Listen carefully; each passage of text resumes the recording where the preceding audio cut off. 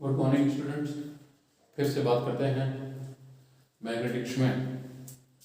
अगर magnetic induction की बात करें तो एक बहुत ही खास प्रश्न आपसे सेल्फ इंडक्शन में पूछा जाता है और वो होता है एक लंबी परिनालिका का स्वप्रेरण गुणांक आपसे निकालने को कहा जाता है।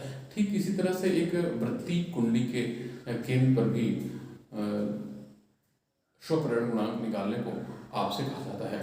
दोनों ही स्थितियों पर बड़ी ही आसानी से जब आपको सेल्फ इंडक्शन का कॉन्सेप्ट क्लियर रहता है और जो पिछली यूनिट में मैग्नेटिक इफेक्ट ऑफ करंट हम लोगों ने पढ़ा है उसमें 2-3 तरह के अपन चालक देखे हैं कि लंबा सरलरेखी धारावाही चालक है, तब हम किस तरह से चुंबकीय क्षेत्र की तीव्रता निकालते हैं या उससे संबद्ध चुंबकीय क्षेत्र की तीव्रता कितनी होती है।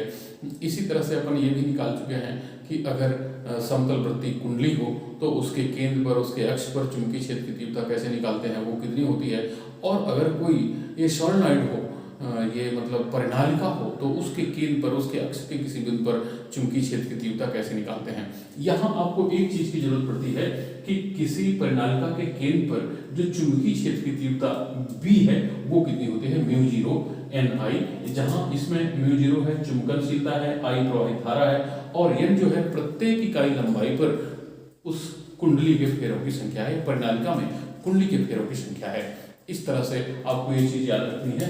तो मतलब जो पिछली चीजें हैं वो भी हमें याद रखनी चाहिए। हमने एक बढ़िया वीडियो इसमें भी बनाया था कि कैसे कोई वृत्तीय कुंडली है उसके केंद्र पर चुंबकीय क्षेत्र की तीव्रता कैसे निकालते हैं, परिनालिका है उसके अक्ष पर कैसे निकालते हैं। तो इस तरह से अगर ये कॉन्सेप्ट आपको फिर से भूल रहे हो तो अपन द्विवेदी फिजिक्स चैनल को सब्सक्राइब किए हुए हैं, नहीं किए हैं तो कर लीजिए और उसमें सब्जेक्ट का नाम डालिए और आपके पास वो वीडियो हाजिर। आगे चलते हैं इसमें। अगर प्रश्न इस तरह से आता है कि लंबी परिनालिका से संबद्ध स्वप्रेरण गुणांक की गणितीय विवेचना कीजिए, ऐसे ही प्रश्न आया करता है 4 नंबर का, तो आपको कैसे आंसर करना है। बिल्कुल टू द पॉइंट अपन बात करना प्रारंभ कर देते हैं, तैयार हो जाइए सुनने के लिए। किसी लंबी परिनालिका से संबद्ध स्वप्रेरण गुणांक की व्याख्या करने के लिए हम मान लेते हैं कि L लंबाई और R त्रिज्या की एक लंबी परिनालिका है जिसके इकाई लंबाई में फेरों की संख्या n है, अर्थात कुल लंबाई यानी पूरी परिनालिका में जो टोटल नंबर ऑफ टर्न्स है वो n × L है। अर्थात अगर हम ये त्रिज्या R मान लें तो उसको हम ये कह सकते हैं कि उस परिनालिका के अनुप्रस्थ परिच्छेद या अनुप्रस्थ काट का जो क्षेत्रफल है वो A = πr² एक्सप्रेस किया जा सकता है। जब हम इस परिनालिका में चित्रानुसार I धारा प्रवाहित कर देते हैं तो परिभाषा से, अब ये परिभाषा से इसलिए लिखते हैं बच्चों क्योंकि हम पहले इसको पढ़ चुके हैं, तब परिभाषा से परिनालिका के केंद्र पर चुंबकीय क्षेत्र की तीव्रता B = होती है μ0 Ni।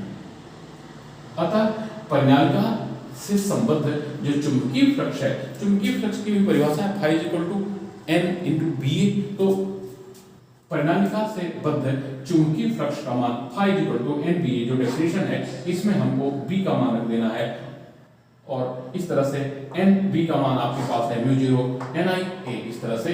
तो ये इस तरह से अब इस मान को कैपिटल N में चेंज कर लिए, मतलब पूरी परिनालिका में कुल फेरे n/L इस तरह से अपन दर्शाते हैं।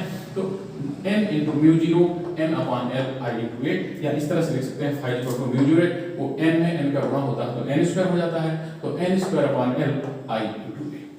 अब आपको रिजल्ट चाहिए है किस रूप में, रिजल्ट आपको चाहिए है उस परिनालिका से संबद्ध जो सेल्फ इंडक्टेंस है ना, उस परिनालिका का स्वप्रेरण गुणांक है। स्वप्रेरण गुणांक, अब ये देखिए पहला नियम है विद्युत चुंबकीय प्रेरण का जो फैराडे ने दिया, ये पहला नियम है। इसमें आप देखते हैं कि कैसे phi is directly proportional to I, फिर phi = Li, तो वहां से आपको स्वप्रेरण गुणांक, अभी पिछले वीडियो में हमने बताया था कि कैसे स्वप्रेरण गुणांक को हम डिफाइन करते हैं एक तरह से दूसरे तरह से। तो पहले तरह से जब डिफाइन करते हैं तो ये सिंपली एक फार्मूला आपको प्राप्त होता है कि किसी चालक का जो स्वप्रेरण गुणांक होता है, कुंडली का स्वप्रेरण गुणांक होता है, परिनालिका का स्वप्रेरण गुणांक होता है, जो समतल वृत्तीय कुंडली का स्वप्रेरण गुणांक होता है, वो कैसे डिफाइन होता है, L = phi/I।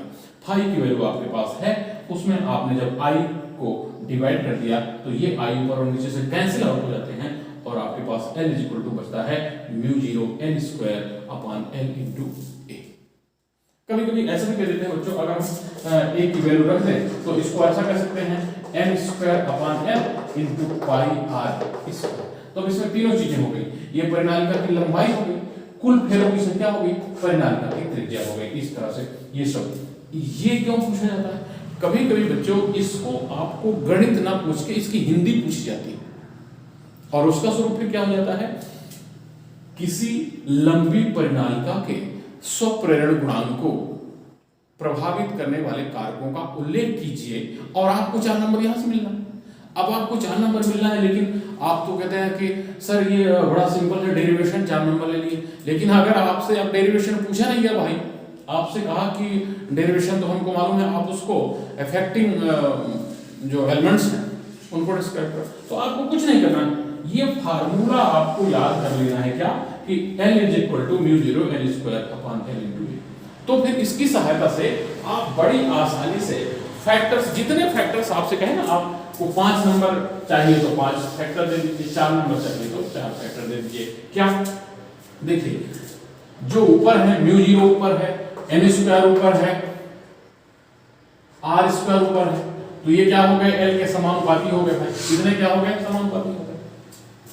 तो आप ये कह सकते हैं कि किसी परिनालिका का जो स्वप्रेरण गुणांक होता है उस परिनालिका की चुंबकनशीलता के समानुपाती होता है। नंबर 1, परिनालिका में कुल फेरों की संख्या के वर्ग के समानुपाती होता है। या इसको यह कह सकते हैं कि किसी परिनालिका की चुंबकनशीलता जितनी ज्यादा होती है उस परिनालिका का स्वप्रेरण गुणांक उतना ही ज्यादा होता है, कम होती है तो कम होता है। दूसरा, अब ये 1 नंबर का एक क्वेश्चन देखो, बढ़िया जादू साहब है। किसी परिनालिका में फेरों की संख्या 2 गुनी कर दी जाए, फेरों की संख्या 2 गुनी कर दी जाए, तो 2 गुनी करने पर उसका स्वप्रेरण गुणांक कितना गुना हो जाएगा, 4 गुना हो जाता है। तो इस तरह से एक नंबर के फैक्ट के लिए आप इसको याद करिए कि किसी परिनालिका का स्वप्रेरण गुणांक क्या होता है, हाँ, उसमें फेरों की संख्या के समानुपाती होता है। लेकिन इतना काम चलेगा इससे, ऐसा नहीं है। आप दोनों चीजें और याद कर लीजिए। एक चीज में याद कर लीजिए कि फेरों की संख्या बढ़ाएंगे तो स्वप्रेरण गुणांक बढ़ जाएगा, फेरों की संख्या घटाएंगे तो स्वप्रेरण गुणांक घट जाएगा। अब कैसे घट जाएगा, अभी कभी कभी मान लीजिए यही क्वेश्चन आपके सामने आ गया कि किसी परिनालिका में फेरों की संख्या फलाना है, अब उसमें फेरों की संख्या ऐसे कर दी जाए तो उसका स्वप्रेरण गुणांक कैसे इफेक्ट हो जाएगा, तो आपको इस तरह से जानना चाहिए। इसी तरह से रेडियस जो है, किसी परिनालिका का स्वप्रेरण गुणांक उस परिनालिका की त्रिज्या के वर्ग के समानुपाती होता है, यानी त्रिज्या जैसे जैसे बढ़ाएंगे परिनालिका का स्वप्रेरण गुणांक बढ़ता जाता है। और एक फैक्टर, एक एलिमेंट ये आता है परिनालिका की लंबाई। आप इससे देख रहे हैं कि L क्या है, नीचे है, तो इसको हम ऐसे कहेंगे कि L is directly proportional to 1/L। तो स्वप्रेरण गुणांक जो है परिनालिका की लंबाई के व्युत्क्रमानुपाती होता है। इसका अर्थ ये होगा बच्चों कि यदि परिनालिका की लंबाई ज्यादा है तो उस परिनालिका का स्वप्रेरण गुणांक कम होगा, और यदि परिनालिका की लंबाई कम है तो उसका स्वप्रेरण गुणांक ज्यादा होगा। मतलब किसी परिनालिका का स्वप्रेरण गुणांक अधिक होने के लिए आपको क्या करना चाहिए, उसकी लंबाई कम होना चाहिए, उसकी लंबाई कम लेना चाहिए। तो इस तरह से स्वप्रेरण गुणांक क्या है, किसी लंबी परिनालिका के लिए स्वप्रेरण गुणांक की व्याख्या कैसे की जाती है, इन तमाम प्रश्नों के उत्तर इस वीडियो से आप निकाल सकते हैं। आगे फिर मिलेंगे एक नए अवधारणा और एक नए वीडियो के साथ। द्विवेदी फिजिक्स में बने रहिए, चैनल को सब्सक्राइब कर लीजिए, वीडियोस देखते रहिए, लाइक करिए, शेयर करते रहिए वीडियोस को। Thank you.